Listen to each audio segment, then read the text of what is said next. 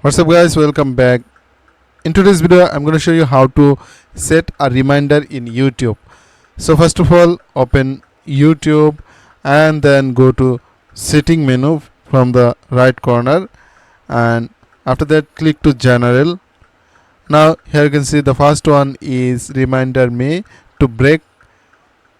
So enable this option and then you can select multiple option from here like 30 minutes or every 45 minutes, every 1 hour.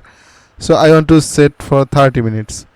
After 30 minutes YouTube will reminder me about how much I am using YouTube. That's it. It's a very simple tricks and useful tricks for everyone to reminder yourself about how much you are using YouTube Reels, Short, etc. I think this is helpful for you. If you think this is helpful, then consider to like, comment, share and subscribe. Thanks for watching.